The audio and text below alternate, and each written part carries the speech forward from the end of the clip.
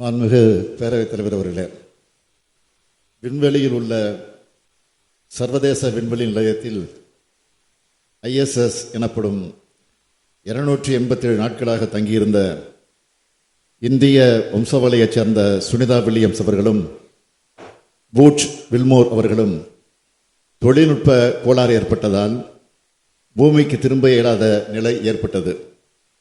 இவர்களது உடல்நிலை பாதிக்கப்படும் எனவும் உயிருக்கு ஆபத்து எனவும் பல தகவல்கள் வெளிவந்தன. இருந்தும் அந்த விண்வெளி மையத்தில் அவர்கள் அயராது தங்களது பணிகளை மேற்கொண்டு வந்தனர்.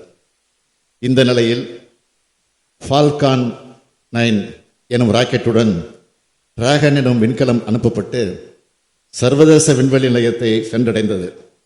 இதன் மூலமாக சுனிதா வில்லியம்ஸ் அவர்களும் பூட்ச் அவர்களும் அங்கிருந்த மேலும் 2 வீரர்களோடு இணைந்து பயணித்து பத்திரமாக புளோரிடா அருகில் கடலில் தரையிறங்கினர்.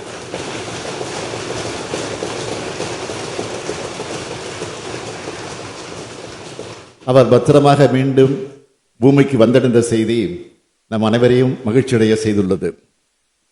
இத்தருணத்தில் சுனிதா வில்லியம்ஸ் அவர்களுக்கும் அவரை பத்திரமாக பூமிக்கு கொண்டு வருவதற்கான அனைத்து முயற்சிகளை மேற்கொண்டவர்களுக்கும் நமது மனமார்ந்த பாராட்டுக்களையும் நன்றியையும் நான் தெரிவித்துக் கொள்கிறேன்.